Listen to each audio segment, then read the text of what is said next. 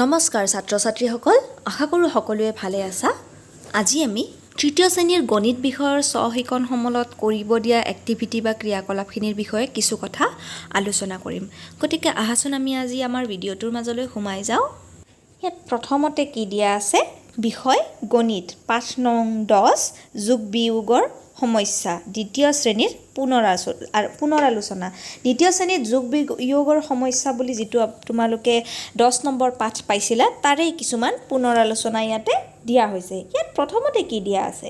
ইয়াত কেইটামান মাৰ্বল দিয়া আছে আৰু মাৰ্বলখিনি গণি পেলাই কিমান হৈছে সেয়া ইয়াত লিখিও দিয়া আছে। তাৰপিছতো তোমাক নিজে কৰিব দিছে। ওচৰত পুতলা আছে, 1 2 3 4 5টা যোগ 1 2 3 4টা, 5টা আৰু 4টা পুতলা যোগ কৰি কিমান পুতলা হ'ব? 1 2 3 4 5টা 6টা 7টা 8টা 9টা পুতলা। গতিকে তাত 9 লিখিব লাগিব। খালী বাকচটোত তোমালোকে 9 লিখিবা। তাৰপিছত মাৰ্বল গণিব দিছে, দেখিছানে? মাৰ্বল 5টা আৰু 4টা মাৰ্বল গণি পেলাই কিমান পালে? মুঠ 9টা। এইবাৰ আকৌ কৈছে 10টা আৰু 5টা 10 আৰু 5 গণিব দিছে। 10এ 5এ কিমান হয় বাৰু? যোগ কৰিলে 15। গতিকে ইয়াত 15 তোমালোকে লিখি ল'বা দেই। সকলোবোৰ বাইদেৱে কৰি দিয়া নাই, হয়নে? তোমালোকে নিজে কৰিব লাগিব। অ'কে, চ' তাৰপিছত আছে 22 আৰু 32ৰ যোগ। ইয়াত কেনেকৈ হ'ব যোগটো? 2 2 4 2 3 5 মানে কিমান হ'ব? 54 বা 54 হ'ব, হয়নে? তাৰপিছত কি দিয়া আছে? উদাহৰণ হিচাপে দিয়া আছে আৰু পিছত নিজে কৰিব দিছে। উদাহৰণ হিচাপে কি দিয়া আছে? 5 কি যোগ কৰিলে 5 হয়? 4 1 5 3 2 5 2 3 5 1 4 5 আৰু 0 5 5। ঠিক তেনেদৰে 9 কিহে হ'ব আমাক লিখিব দিছে। 0 9 0 9 8 1 9 7 2 9 6 3 9, হয়নে? 5 4 9 4 5 9 3 6 9, এনেকৈ তোমালোকে কমপ্লিট কৰিবা। মই দুটা দেখুৱাই দিছোঁ, সেই দুটাৰ ধৰণে বাকীখিনিও তোমালোকে ধুনীয়াকৈ কমপ্লিট কৰি উলিয়াবা। ইয়াৰ পিছত 4 নম্বৰতে কি দিয়া আছে?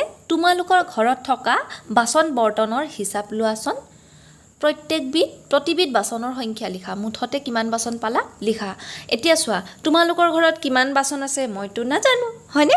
গতিকে মই এটা উদাহৰণহে দিছোঁ যে ধৰি লোৱা হ'ল তোমালোকৰ ঘৰত 10খন কাঁহী, 8খন চামুচ, 6টা বাতি, 6টা গিলাচ আছে। গতিকে গোটেইখিনি হিচাপ কৰিলে 30 বিধ বাচন হয়। গতিকে তোমালোকৰ ঘৰত কিমানখিনি বাচন বৰ্তন আছে সেয়া তোমালোকে নিজে হিচাপ কৰি উলিয়াবা। আৰু কিমানখন কাঁহী আছে, কিমানখন বাতি আছে, কিমানটা বাতি আছে, কিমানখন চামুচ আছে, কিমানখন হেতা আছে, সেয়া তোমাৰ মাক সুধি পেলাই লিখিবা। লিখি তলত হিচাপ কৰিবা যে তোমালোকৰ ঘৰত মুঠ বাচন বৰ্তন কিমান আছে। ঠিক তেনেদৰে তলতো দিয়া আছে তোমালোকৰ পঢ়া সঁজুলিবোৰৰ হিচাপ। এতিয়া তোমালোকৰ কিমানখিনি পঢ়া সঁজুলি আছে মইতো নাজানো। গতিকে তোমালোকে এটা কাম কৰিবা, তোমালোকৰ ঘৰত তোমালোকৰ কিতাপ কেইখন আছে, বহী কেইটা আছে, কলম কেইটা আছে, পেঞ্চিল কেইটা আছে, ৰবৰ কেইটা আছে, সেই গোটেইবোৰ হিচাপ কৰি পেলাই তলত লিখিবা কিমানখিনি আছে দেই। এয়া তোমালোকৰ কাম। তাৰপিছত উদাহৰণ 6 নম্বৰত উদাহৰণ এটা আছে যে 20টা পাৰ চৰাই আৰু 18টা কাউৰী চৰাই যদি গছৰ ডালত বহি আছিলে, মুঠতে কিমানটা চৰাই বহি আছিলে? গতিকে 20 আৰু 18 কিমান হ'ব? এইফালে 8 0 8 2 1 3 38টা হ'ব। গতিকে পাৰ চৰাই কেইটা আছিলে? 20টা। কাউৰী চৰাই আছিলে 18টা। গতিকে 18 আৰু 20 তোমাক যোগ কৰি পেলাই নিজে লিখিব দিছে। 0ৰ লগত 8 যোগ কৰিলে 8 হ'ব আৰু 2ৰ লগত 1 যোগ কৰিলে 3 হ'ব। গতিকে 38 হ'ব। এয়া তোমালোকে নিজে কৰি উলিয়াবা। এইবাৰ 7 নম্বৰত কি দিয়া আছে? পিছফালে যে আমি উদাহৰণটো পাইছিলোঁ, সেই উদাহৰণটো চাই এতিয়া তলৰ প্ৰশ্নকেইটা নিজে কৰিব দিছে। দেউতাই পুখুৰীৰ পৰা মাছ মাৰি মাছ পালে। কিমানটা মাছ পালে? বৰালি মাছ পালে 20টা, গৰৈ মাছ পালে 32টা, পুঠি মাছ পালে 18টা। মুঠ কিমানটা মাছ পালে বাৰু? আমি যোগ কৰিব লাগিব। 8 2 10 10ৰ 0 হাতত 1 থাকিল, 2 3 5 1 6 হাতত থকা 1 সতে 7। গতিকে 70টা পালে। তাৰপিছত কিমান থাকিল? বিয়োগ কৰা উদাহৰণ। এতিয়া বিয়োগ কৰিব দিছে, গতিকে বিয়োগৰ উদাহৰণ দিয়া আছে, হয়নে? উদাহৰণ চাই পেলাই আমি এতিয়া বিয়োগ কৰিব লাগিব। বিয়োগখিনি আহাচোন আমি কৰোঁ। এয়া চোৱা ইয়াতে আমাক নিজে নিজে বিয়োগ কৰিব দিছে যে 9ৰ পৰা 8 গ'লে কিমান তোমাৰ তাত 9টা মাৰ্বল আছে তাৰ পৰা 8টা মাৰ্বল বলে কেইটা তোমাৰ তাত কেইটা মাৰ্বল থাকিব মাত্ৰ এটা হয়নে গতিকে তাত 1 লিখিবা 10ৰ পৰা 2 গ'লে কিমান 10টা বস্তু আছিলে তাৰ পৰা 10টা চকলেট আছিলে তাৰে 2টা চকলেট খালা কেইটা চকলেট থাকিব 8টা হয়নে গতিকে সেকেন্ডত 8 লিখিবা তাৰ পিছত 20 আছে 20টা ধৰি লোৱা তোমালোকৰ ঘৰত 20টা কণী আছিলে 15টা কণী ভাঙি থাকিলে কেইটা বাকি থাকিব মাত্ৰ 5টা হয়নে গতিকে 5 তাৰ পিছত 5ৰ পৰা 5 শূন্য মানে কি 5ৰ পৰা 5 তোমাৰ হাতত 5টা বগৰী আছিলে 5টা বগৰী ক'বাত গৈ থাকোতে পৰি গ'ল কি হ'ব এতিয়া তোমাৰ হাতত বগৰী থাকিব নেকি এটাও নাথাকে গতিকে শূন্য শূন্যৰ পৰা শূন্য বিয়োগ যাব নেকি না যায় গতিকে এয়াও হ'ব শূন্য 12ৰ পৰা 10 বিয়োগ কৰিলে কিমান হ'ব তোমালোকে গণি চাবা তোমাৰ হাতত ধৰি লোৱা 12 টকা আছিলে 10 টকাই দি তুমি এক পেকেট বিস্কিট কিনিলা এতিয়া তোমাৰ হাতত কেই টকা থাকিব 2 টকা গতিকে 2টো লিখি দিবা এই খালি ঠাইত তাৰ পিছত বিয়োগ কৰাৰ উদাহৰণ এটা দিয়া আছে দুটা আছিল এটা গুচি গ'ল কিমানটা থাকিল এটা তাৰ পিছত যে 8টা আছিল 3টা গুচি গ'ল 3টা গুচি গ'লে কিমান থাকিব 8ৰ পৰা 3 গ'লে 5 গতিকে ইয়াত 5 লিখিবা তাৰপিছত 10 টকা আছিল 4 টকা খৰচ হ'ল কেই টকা থাকিব 6 টকা গতিকে 6 টকা লিখি উলিয়াবা তাৰ পিছৰটোত আছে এডাল আম গছত 25টা আম আছিল তাৰে 12টা আম সৰি পৰিল এতিয়া গছডালত কিমানটা আম থাকিব আম আছিল গছত 25টা সৰি পৰিল 12টা আম গছত কিমানটা থাকিব বিয়োগ কৰিব লাগিব 25ৰ পৰা 12 25ৰ পৰা 12 বিয়োগ কৰিলে 5ৰ পৰা 2 গ'লে কিমান থাকে 3 আৰু 2ৰ পৰা 1 গ'লে 1 মানে 13টা আম বাকি থাকিব এয়া ধুনীয়াকৈ কৰি ল'বা কাঠ পেন্সিলেদি এইবাৰ 11 নম্বৰতনো কি আছে চাওহাচোন বিকিৰ হাতত 35 টকা আছিলে তাৰে 20 টকা হি খৰচ কৰিলে এতিয়া তাৰ হাতত কিমান টকা থাকিব কি কৰিব লাগিব আমি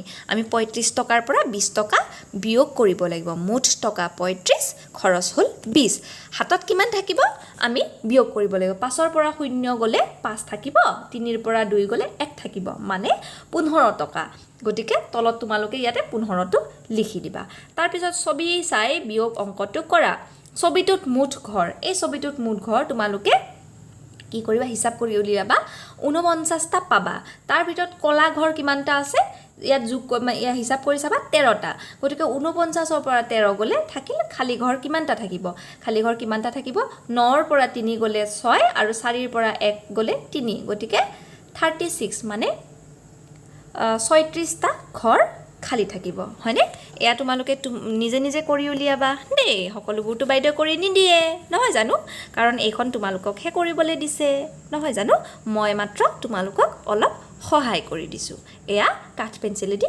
লিখি উলিয়াবা এইবাৰ 13 নম্বৰত আছে এখন তামোল বাৰীত তামোলৰ গছত টুকুৰা চৰাইৰ 35টা বাহ আছিলে ধুমুহাত 25টা বাহ ভাঙিল এতিয়া টুকুৰা চৰাইৰ বাহ নভঙাকৈ কিমানটা থাকিলে বাহ আছিলে 35টা ভাঙিলে 25টা গতিকে 35ৰ পৰা 25 বিয়োগ কৰি আমি কিমান পাওঁ 5ৰ পৰা 5 গ'লে থাকে 0 3ৰ পৰা 2 গ'লে থাকে 1 গতিকে 10টা মানে বাহ নভঙাকৈ থাকিলে তাৰ পিছত আছে ৰংহাং খুৰাদেউৰ পদূলিমুখত দুজোপা জবা ফুলৰ গছ আছিলে এজোপা গছত 23 পাহ আৰু আনজোপা গছত 46 পাহ ফুল ফুলি আছিল গছ দুজোপাত মুঠতে কেইপাহ ফুল ফুলি আছিলে গতিকে ইয়াত আমি কি কৰিব লাগিব জবা ফুল এজোপা গছত 23 পাহ আৰু এজোপা গছত 46 পাহ আছিলে গতিকে দুখিনি আমি যোগ কৰিব লাগিব গতিকে যোগ কৰি কিমান হ'ব তোমালোকে বহুৱাই দিবা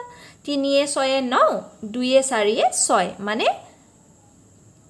69 পাহ ফুল থাকিব গতিকে এয়া তোমালোকে ধুনীয়াকৈ নিজে লিখি উলিয়াবা দেই এইবাৰ 15 নম্বৰত কি দিয়া আছে ইয়াত দিয়া আছে কেইটামান ষ্টৰী সাম বা অংক দীঘল অংক আহাচোন আমি এই দীঘল অংককেইটাত কি দিয়া আছে পঢ়ো প্ৰথম আছে এখন থালত 14টা লাডু আছিলে তাৰে 4টা অকণে খালে থালত কেইটা লাডু থাকিলে যদি অকণে 14টা প্ৰথমতে লিখিব লাগিব থালত লাডু আছিলে 14টা অকণে খালে 4টা খোৱাৰ পিছত কেইটা লাডু থাকিব বাৰু 10টা গতিকে 10 4ৰ পৰা 4 গ'লে 0 আৰু 1টো তলত নামি আহিব 10 তাৰ পিছত আছে এটো তোমালোকে লিখি উলিয়াবা তাৰ পিছত আছে তোমাৰ হাতত 12টা বগৰী আছে ভন্টিয়ে আৰু 6টা বগৰী দিলে এতিয়া তোমাৰ হাতত মুঠতে কেইটা বগৰী আছে তোমালোকে কি কৰিব লাগিব প্ৰথম লিখিব লাগিব মোৰ হাতত বগৰী আছে 12টা ভণ্টিয়ে দিলে 6টা এটা 12টা আৰু 6টা যোগ কৰি আমি যিমান পাম সেয়াই হ'ব 12 6 কিমান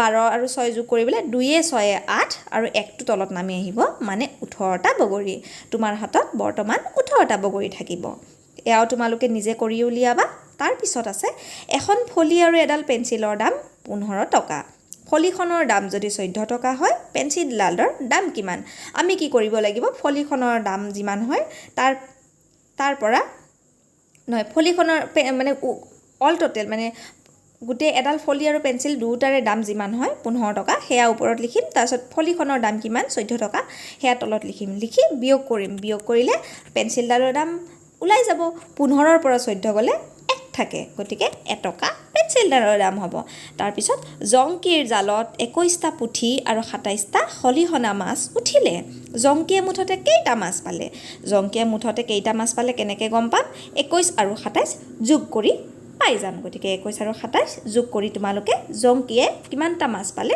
হেয়া লিখি উলিয়াবা গতিকে এয়াই আছিলে তৃতীয় শ্ৰেণীৰ সহশিক্ষণ সমলৰ অংকৰ ক্ৰিয়াকলাপখিনি আশা কৰিলোঁ মই অলপ হ'লেও তোমালোকক এটা আভাস দিবলৈ পাৰিলোঁ বুলি যদি মোৰ এই টিচিংছখিনি তোমালোকে ভাল পালা তেনেহ'লে এটা লাইক কৰি দিবা okay so' bye bye for today have a great day